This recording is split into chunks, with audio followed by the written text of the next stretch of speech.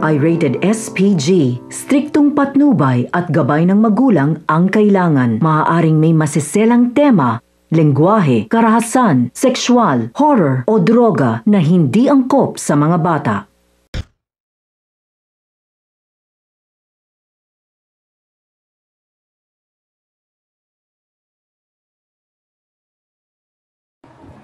Kung mahusay ang pagkalap at pagsisilap ng ebidensya, malaki ang tsansa na malutas ang anumang krimen sinisiyasat. Kaya sa bawat kasong matutukan ng aming kamera, dadalhin kayo sa scene of the crime operative sa mismong sentro ng investigasyon. Bawat hakbang ng crime scene investigators ay aming sasabayan hanggang ang pagpupursigi sa paghanap ng katotohanan gamit ang siyensa, lohika at pagkamapamaraan ay humantong sa paglutas ng kasong aming tinututukan. Kumanda na sa misteryo at drama ng katotohanang pagsisiyasat na ihatid ng Scene of the Crime Operatives.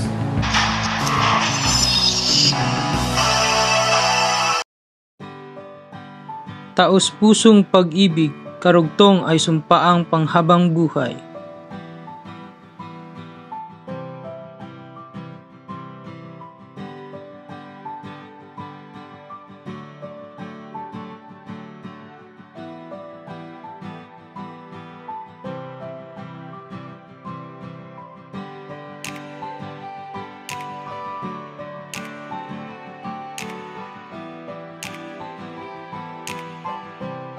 Ngunit sa di inaasahan, karahasan din pala ang mangyayari sa kanilang pagmamahalan.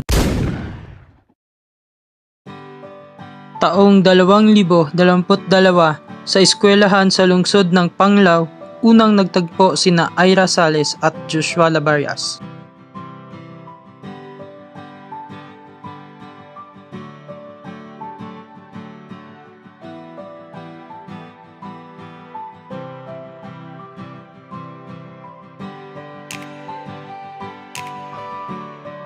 Supported my best friend for almost 1 year ata. Tapos nakikita ko naman na sweet si Joshua sa kanya, malambing.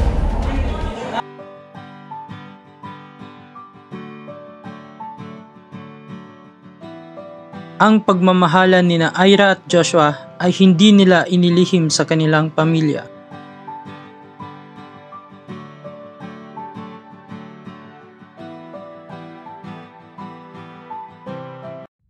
Kung gaano kabilis ang relasyon ng dalawa, ganun din kabilis dumating ang pagsubok. Lumipas ang ilang taon ng kanilang relasyon, si Joshua ay nagiging masiloso at panay kontrol kay Ira.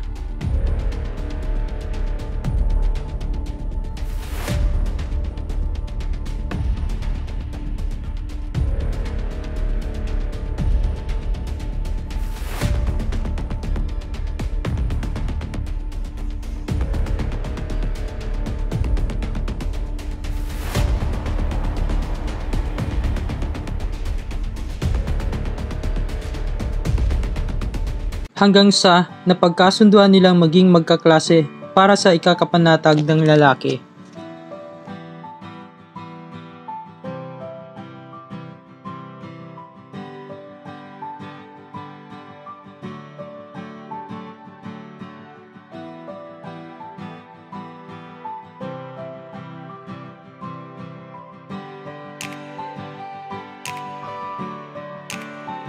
Noong una'y tila maayos daw ang pagsasama ng dalawa sa loob ng klase.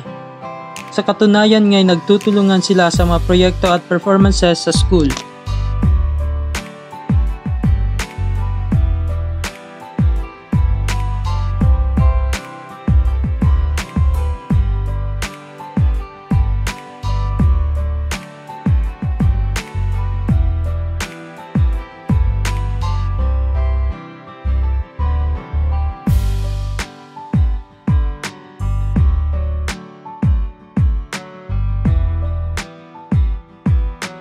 Ngunit, ang kagaspangan ng ugali ni Joshua ay muli niyang nasaksihan. Si Micaela mismo ang nakakita sa pagiging sobrang siloso ni Joshua.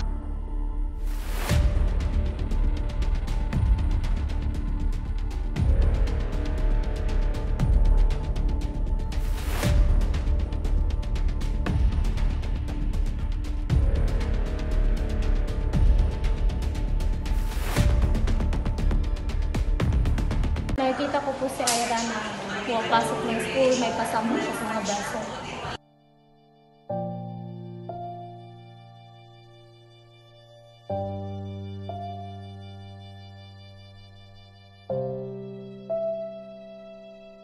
Pasado alas 6 ng hapon noong Mayo 24, 2024, sabay na lumabas ng silid-aralan sina Micaela at Ira.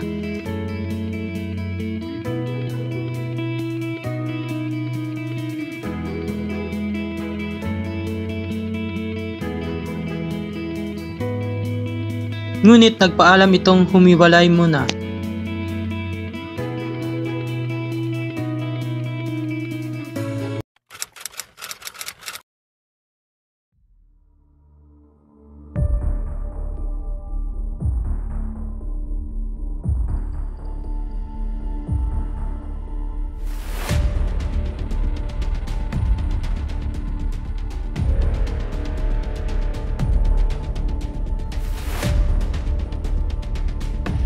Naroon din ang isang bata na para sa kanyang seguridad ay itago natin sa pangalang Tiff.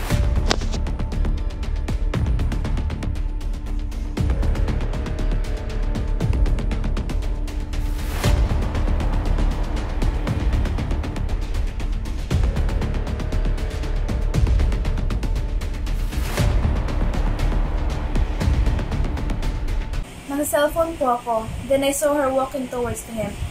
Galit na galit po yung mukha ng lalaki.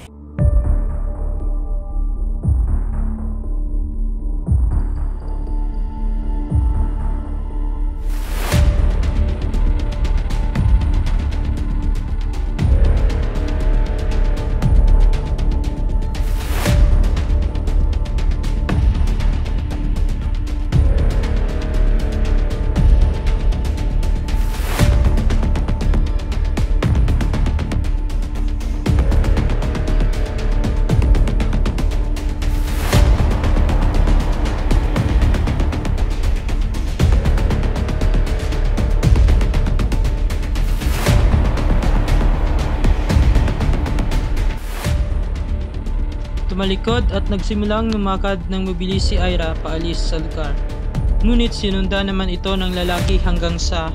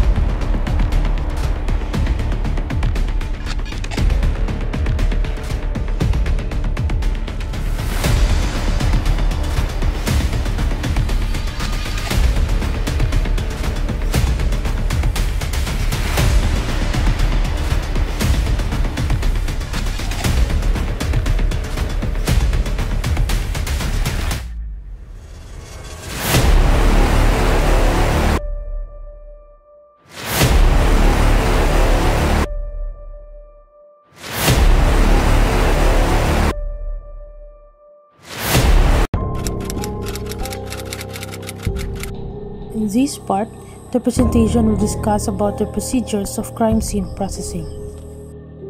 Upon the arrival at the crime scene, protection of the crime scene, markings, photographs, collection of physical evidences, and release of the crime scene. Arrival of the first responder. Arrival of the SOCO team. Scene of the crime operation team. It is a forensic evidence response team engaged in the evidence collection process. The SOCO team is composed of team leader, photographer, sketcher, evidence collector, and specialist. The SOCO team protects the area by cordoning off the crime scene.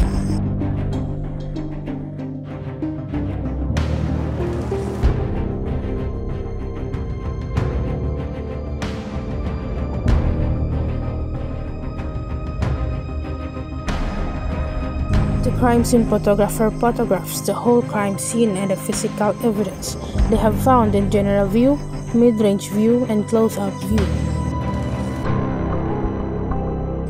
The team put markings beside the evidence found, and the photographers photographs it. The sketcher measures the cadaver from the point of origin, which is non-movable object. He also measures the distance of the physical evidence from the cadaver.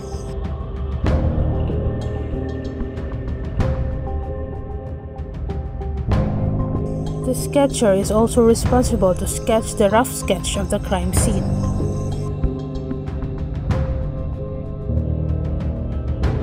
Collection of evidence.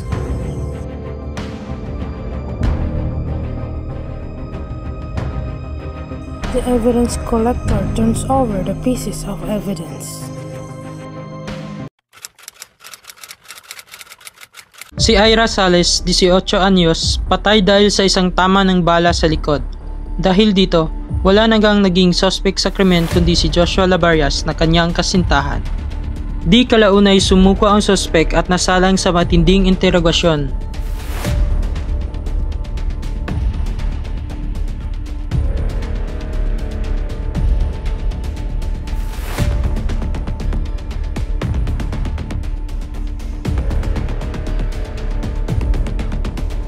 Tuluyan namang sinampahan ng kasong murder si Joshua Labarias sa Regional Trial Court. Sa kasalukuyan, nakapiit sa Tagbilaran City Jail si Joshua Labarias.